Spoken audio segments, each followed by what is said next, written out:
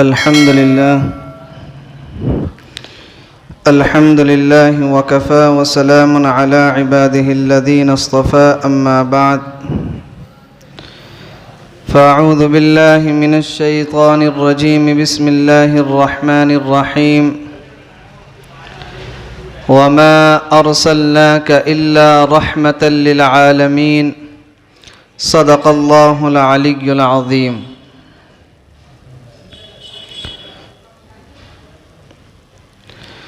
میرا محترم بزرگوں اور عزیز ساتھیوں، قرآن کریم میں اللہ تبارک و تعالی نے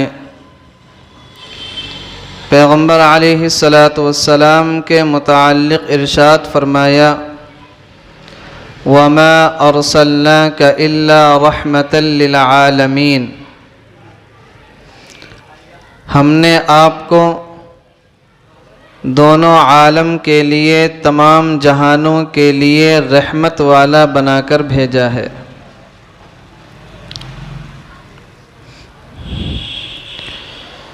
پیغمبر علیہ السلام کو اللہ تبارک و تعالی نے تمام عالم کے لیے رحمت بنا کر بھیجا۔ اس کا مطلب کیا ہے؟ مطلب یہ ہے کہ اللہ تبارک و تعالی نے پیغمبر علیہ السلام کی ایک ایک چیز کو، ایک ایک ادا کو امت کے لیے رحمت بنا دیا۔ حتیٰ کہ پیغمبر علیہ السلام کی بھول کو بھی اللہ تعالی نے کیا بنا دیا؟ امت کے لیے رحمت بنا دیا۔ چنانچہ حدیث شریف کے اندر آتا ہے کہ ایک مرتبہ پیغمبر علیہ السلام نے صحابہ کو نماز پڑھائی، اور آپ نے بھول سے 4 رکعت کی جگہ 2 رکعت پڑھا دی۔ نماز کے بعد صحابہ کرام کی ہمت نہیں ہوئی آپ سے پوچھنے کی، تو صحابہ کرام کا پوچھنے کا انداز دیکھیں کہ اس انداز کے اندر بھی پیغمبر علیہ السلام کا کتنا ادب چھپا ہوا تھا۔ یہ نہیں کہا کہ اللہ کے نبی آپ نے جو ہے نماز غلطی سے آج 2 رکعت پڑھائی ہے۔ صحابہ کرام کا پوچھنے کا انداز دیکھیں، کتنا ادب تھا صحابہ کرام کے دلوں میں۔ صحابہ کرام نے کہا کہ اللہ کے نبی کیا آج سے یہ ظہر کی جو نماز ہے وہ 2 رکعت ہو گئی ہے؟ ادب دیکھیں، کیا فرمایا؟ کیا آج سے ظہر کی نمازیں 2 رکعت ہو گئی ہیں؟ آپ نے کہا کہ نہیں۔ کہا کہ اللہ کے نبی پھر آج آپ نے 2 رکعت نماز پڑھائی ہے۔ آپ نے فرمایا کہ میں بھولا نہیں ہوں بلکہ بھلایا گیا ہوں، تاکہ امت کے سامنے سجدہ سہو کا جو مسئلہ ہے وہ کیا ہو جائے؟ واضح ہو جائے۔ پیغمبر علیہ السلام کی نیند کو اللہ تعالیٰ نے امت کے لیے رحمت بنا دیا۔ بھلا کسی کی نیند بھی کسی کے لیے رحمت ہوتی ہے، لیکن پیغمبر علیہ السلام کا مقام، آپ کا مرتبہ، آپ کی فضیلت اتنی زیادہ کہ آپ کی نیند، آپ کا سونا امت کے لیے کیا بنا دیا؟ رحمت بنا دیا۔ آپ علیہ السلام سفر میں ہیں، رات کا وقت ہے، آپ نے صحابہ کرام سے کہا کہ سارے لوگ جو ہیں ابھی آرام کر لو، ابھی فجر کی نماز میں وقت ہے۔ چنانچہ صحابہ کرام لیٹ گئے۔ آپ نے کہا کہ کون ہے جو فجر کی نماز کے لیے بیدار کرے گا؟ حضرت بلال نے کہا کہ اللہ کے نبی میں ذمہ داری لیتا ہوں، فجر کی نماز کے لیے میں بیدار کروں گا۔ آپ نے کہا کہ ٹھیک ہے۔ آپ بھی سو گئے اور صحابہ کرام بھی سو گئے۔ حضرت بلال رضی اللہ عنہ تھوڑی دیر تک کھڑے ہو کر نماز پڑھتے رہے۔ ان کا اونٹ بیٹھا ہوا تھا، اپنے اونٹ سے ٹیک لگا کر اللہ تبارک و تعالیٰ کا ذکر کرنے لگے، لیکن چونکہ سفر کے تھے، بدن پر تھکان طاری تھی، اور وہ بھی سو گئے۔ حضرت بلال بھی سو گئے۔ جب سورج نکل کر آیا اور سورج کی کرنوں نے پیغمبر علیہ السلام کے چہرے کا بوسہ لیا تو پیغمبر علیہ السلام کی آنکھ کھلی. آپ نے دیکھا کہ سارے سو رہے, جو جگانے والا تھا وہ بھی سو رہا ہے. آپ نے کہا کہ بلال تم بھی سو گئے؟ کہا کہ اللہ کے نبی جس ذات نے آپ کو سلا دیا اس نے مجھے بھی سلا دیا. جس ذات نے آپ کو سلایا اس نے مجھے بھی سلا دیا. آپ نے کہا کہ یہاں سے فوراً چلو. پیغمبر علیہ السلام ایک مقام پر آگے گئے, پھر آپ نے وہاں جا کر فجر کی نماز ادا کی. تو امت کے لیے آپ کا سونا رحمت بن گیا کہ پیغمبر علیہ السلام کے سونے کی وجہ سے, آپ کی نیند کی وجہ سے امت کے سامنے قضا نماز کا مسئلہ واضح ہو گیا. امت کے سامنے قضا نماز کا مسئلہ واضح ہو گیا. اب آپ سوچیں کہ وہ نبی کتنا پیارا ہوگا, کتنا عظیم ہوگا, کتنا پیارا ہوگا, اور کتنا اللہ تبارک و تعالیٰ کو محبوب ہوگا کہ جس کے سونا بھی رحمت, جس کی بھول بھی رحمت, جس کا جاگنا بھی رحمت, جس کا چلنا بھی رحمت, جس کا سونا بھی رحمت, جس کا کھانا بھی رحمت, جس کا پینا بھی رحمت. ہر چیز کو اللہ تبارک و تعالیٰ نے کیا بنا دیا؟ رحمت بنا دیا. اسی لیے تو شاعر نے کہا ہے وہ نبیوں میں رحمت لقب پانے والا, مرادیں غریبوں کی بر لانے والا. وہ نبیوں میں رحمت لقب پانے والا, مرادیں غریبوں کی بر لانے والا, مصیبت میں غیروں کے کام آنے والا, وہ اپنے پرائے کا غم کھانے والا. صلی اللہ علیہ وسلم. تو پیغمبر علیہ السلام کی ایک ایک ادا کو اللہ تبارک و تعالیٰ نے کیا بنا دیا؟ رحمت بنا دیا. اور پیغمبر علیہ السلام کی شان رحمت للعالمین سے اس دنیا کی ہر چیز نے حصہ پایا ہے. اس دنیا کی ہر چیز نے حصہ پایا ہے. پیغمبر علیہ السلام کی رحمت للعالمین سے ہر چیز نے حصہ پایا. آپ کی رحمت للعالمین سے ماں نے حصہ پایا. ماں کو حصہ کیسے ملا؟ پیغمبر علیہ السلام کے اس دنیا میں تشریف لانے سے پہلے ماؤں کے ساتھ کیسا برتاؤ کیا جاتا تھا, ان کے ساتھ کس طریقے کے ساتھ رہا جاتا تھا کہ سوتیلا بیٹا اپنی ماں کے ساتھ نکاح کر لیا کرتا تھا. آپ اندازہ تو لگائیں اخلاقی گراوٹ کا کہ سوتیلا بیٹا اپنی ماں کے ساتھ نکاح کر رہا. پیغمبر علیہ السلام تشریف لائے, آپ علیہ السلام نے ماں کا رتبہ بتایا, آپ نے ماں کا درجہ بتایا, آپ نے پیغمبر علیہ السلام نے ماں کا مرتبہ بتایا کہ ماں کا مرتبہ کیا ہے. آپ نے فرمایا الجنت تحت اقدام الامہات, ماں کے قدموں کے نیچے اللہ تبارک و تعالی نے جنت کو رکھا ہے. ماں کے قدموں کے نیچے اللہ تعالی نے جنت کو رکھا ہے. ایک صحابی نے کہا کہ اللہ کے نبی سب سے اچھے اخلاق کا اور سب سے اچھے برتاؤ کا سب سے زیادہ حقدار کون ہے؟ پیغمبر علیہ السلام نے فرمایا امک, تیری ماں. ان صحابی نے پھر دوسری مرتبہ کہا کہ اللہ کے نبی سب سے اچھے برتاؤ کا حقدار کون ہے؟ آپ نے دوسری مرتبہ فرمایا تیری ماں. ان صحابی نے تیسری مرتبہ پوچھا اے اللہ کے نبی سب سے اچھے برتاؤ کا حقدار کون ہے؟ آپ نے تیسری مرتبہ فرمایا امک, تیری ماں. ان صحابی نے چوتھی مرتبہ پوچھا کہ اللہ کے نبی سب سے اچھے برتاؤ کا حقدار کون ہے؟ پھر آپ نے چوتھے نمبر پر ارشاد فرمایا ابو کا, تیرا باپ. 3 مرتبہ پیغمبر علیہ السلام نے ماں کا نام لیا, اور چوتھی مرتبہ میں آپ علیہ السلام نے باپ کا نام لیا. کیوں؟ اس لیے کہ ماں کا جو مرتبہ ہے وہ باپ کے مرتبے سے زیادہ ہے, اور ماں باپ کے مقابلے میں 3 مشقتیں زیادہ برداشت کرتی ہے. ایک بچے کو اپنے پیٹ میں 9 مہینے رکھنا, دوسرے بچے کی ولادت کے وقت تکلیف کو برداشت کرنا, اور تیسرے بچے کو 2 یا 2.5 سال تک دودھ پلانا.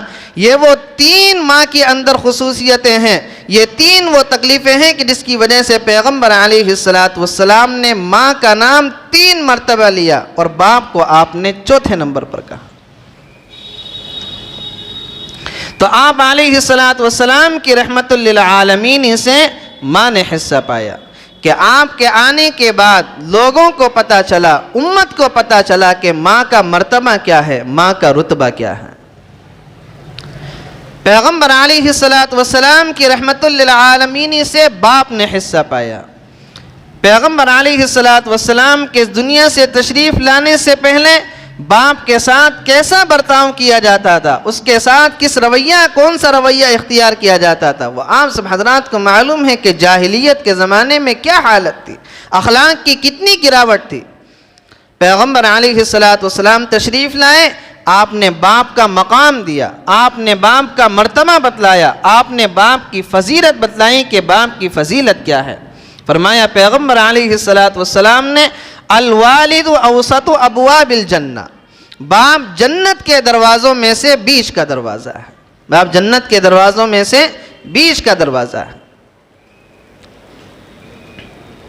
ایک حدیث میں پیغمبر علیہ السلام سے صحابہ کرام نے کہا، اے اللہ کے نبی، ماں کے بارے میں ہم کیا رویہ اختیار کریں؟ آپ نے فرمایا ہما جنتک و نارک، یہ دونوں تیری جنت بھی ہیں اور تیری دوزخ بھی ہیں۔ اگر خدمت کرے گا، ان کے ساتھ اچھے اخلاق کے ساتھ پیش آئے گا، ان کے ساتھ اچھا برتاؤ کرے گا تو سیدھا جنت کے اندر جائے گا، اور آپ نے فرمایا اگر ان کے ساتھ برا برتاؤ کرے گا، ان کے ساتھ گالیوں کے ساتھ پیش آئے گا تو سیدھا جہنم کے اندر جائے گا۔ تو انسان کی جنت، اس کی جہنم اس کے گھر کے اندر موجود ہے، چاہے تو اپنا داخلہ جنت کے اندر طے کر لے، چاہے تو اپنا داخلہ جہنم کے اندر طے کر لے۔ ایک حدیث میں پیغمبر علیہ السلام نے فرمایا، جو انسان اس حال میں صبح کرے کہ اس کے ماں باپ اس سے راضی ہوں، اس کے ماں باپ کیا ہوں؟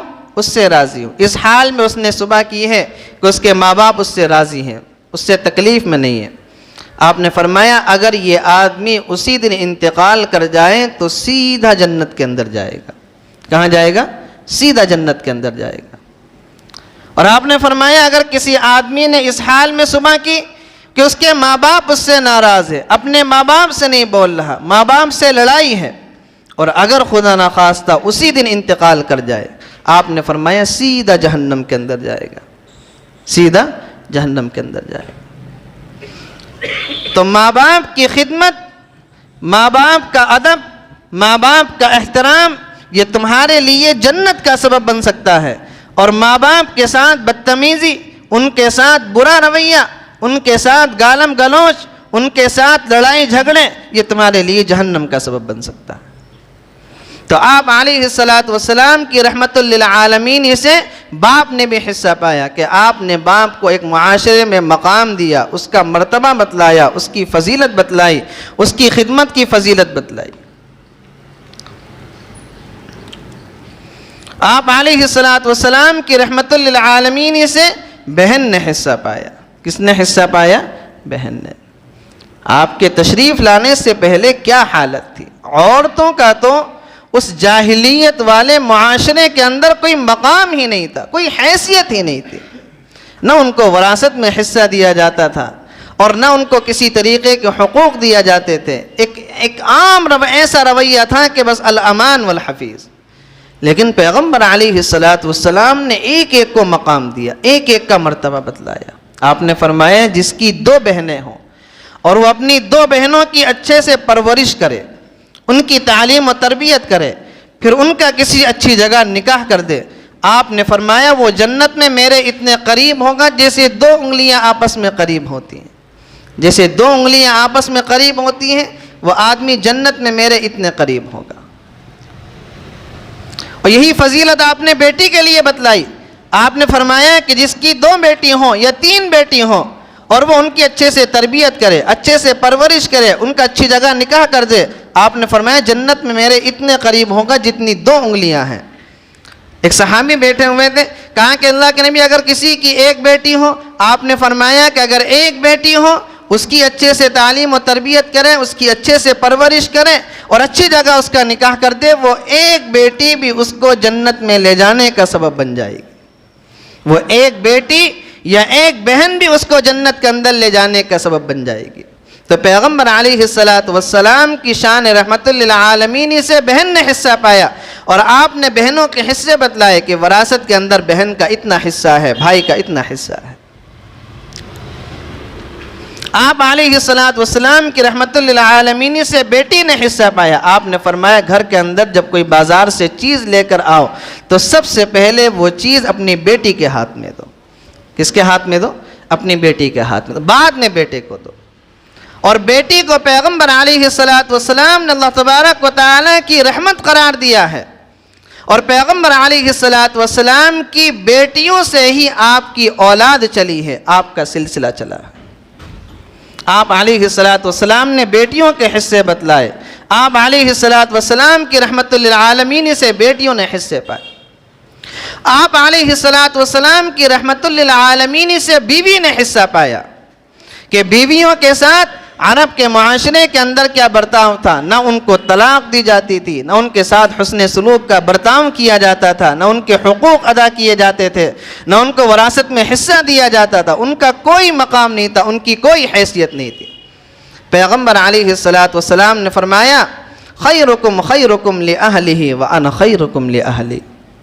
آپ نے ان کی فضیلت بتلائی، آپ نے بیوی کا مقام، اس کا مرتبہ بتلایا کہ تم میں سب سے بہترین آدمی وہ ہے جو اپنے گھر والوں کے ساتھ سب سے اچھا ہو، اور میں اپنے گھر والوں کے ساتھ سب سے اچھا معاملہ کرنے والا۔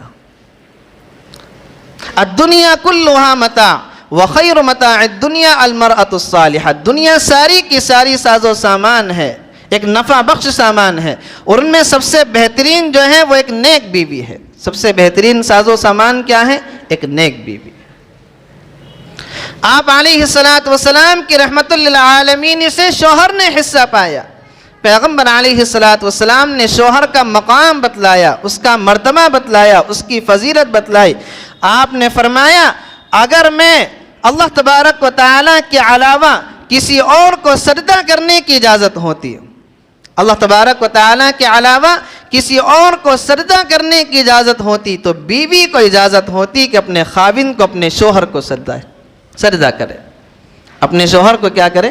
سجدہ کرے، لیکن اجازت نہیں ہے۔ اس سے پتہ چلتا ہے کہ شوہر کا مقام کتنا بڑا ہے، اس کا مرتبہ کتنا زیادہ ہے۔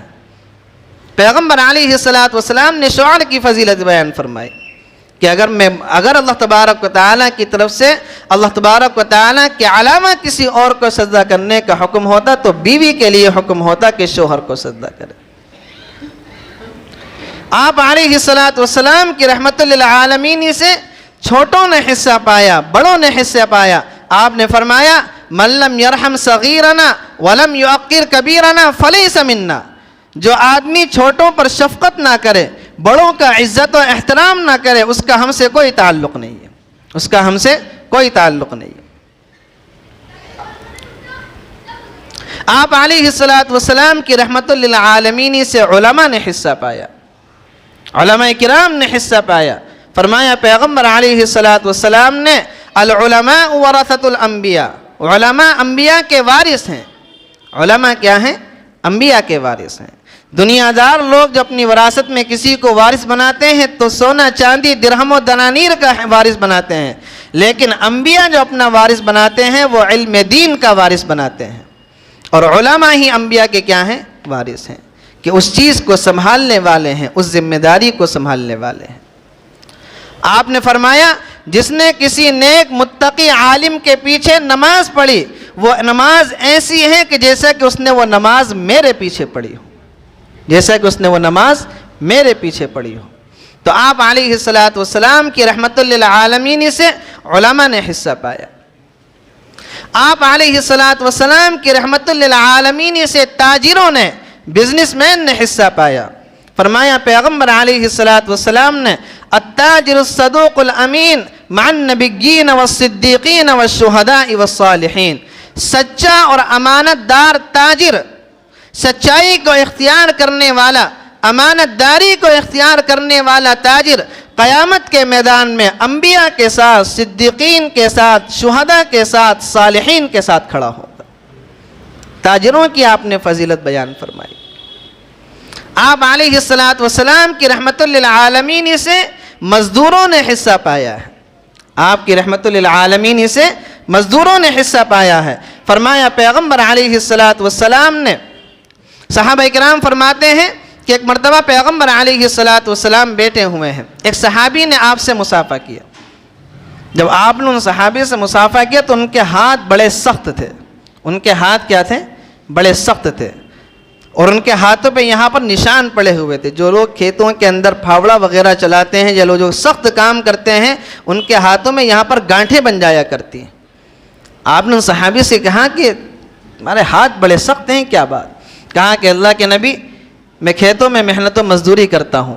آپ نے فرمایا الکاسب حبیب اللہ، اپنے ہاتھ سے محنت و مزدوری کر کے کمانے والا، کھانے والا اللہ تبارک و تعالیٰ کا دوست ہوتا ہے، اللہ تبارک و تعالیٰ کا پیارا ہوتا ہے۔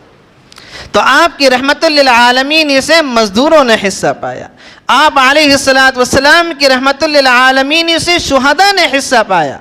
فرمایا پیغمبر علیہ السلام نے جب کسی عام انسان کی روح کو قبض کرنے کا وقت ہوتا ہے تو اللہ تبارک و تعالیٰ کی طرف سے ایک فرشتہ مقرر ہے جو اس کی روح کو قبض کرتا ہے، لیکن جب شہید کی روح کو قبض کرنے کا وقت آتا ہے تو اللہ تبارک و تعالیٰ ان سارے قانون کو توڑ کر اس فرشتے سے کہتا ہے کہ اس شہید کی روح کو میں خود اپنے ہاتھ سے قبض کروں۔ یہ ہے شہداء کا مقام۔ فرمایا پیغمبر علیہ السلام نے شہید کے خون کا قطرہ زمین پر گرنے سے پہلے اللہ تبارک و تعالیٰ کے یہاں قبول ہو جاتا ہے۔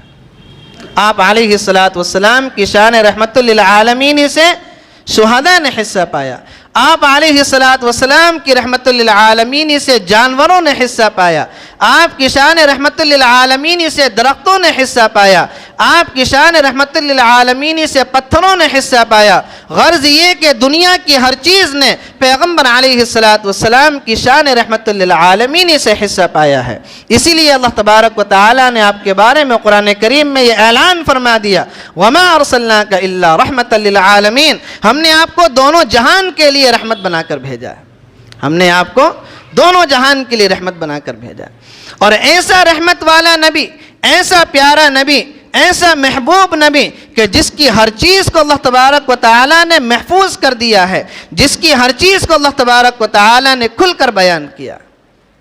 آپ علیہ السلام کے چہرے کا ذکر قرآن میں، آپ کی آنکھوں کا ذکر قرآن میں، آپ کے کان کا ذکر قرآن میں، آپ کے سینے کا ذکر قرآن میں، آپ کی پیٹھ کا ذکر قرآن میں، آپ کے چلنے کا ذکر قرآن میں، آپ کی زبان کا ذکر قرآن میں، آپ کے دل کا ذکر قرآن میں، آپ کی اولادوں کا ذکر قرآن میں، آپ کے چہرے کا ذکر قرآن میں، آپ کی زلفوں کا ذکر قرآن میں۔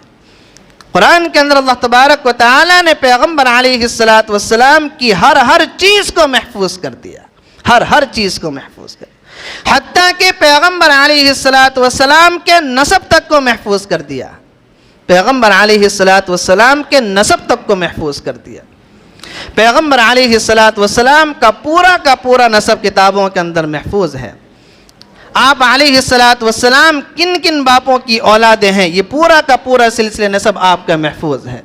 محمد بن عبداللہ بن عبد المطلب بن ہاشم بن عبد مناف بن قصی بن کلاب بن مرہ بن کعب بن لوئی بن غالب بن فہر بن مالک بن نذر بن کنانہ بن خزیمہ بن مدرکہ بن الیاس بن مزر بن نزار بن معد بن عدنان کے بعد 3 سلسلے اور ہیں، اور پورا کا پورا سلسلہ حضرت ابراہیم علیہ السلام تک پہنچ جاتا ہے۔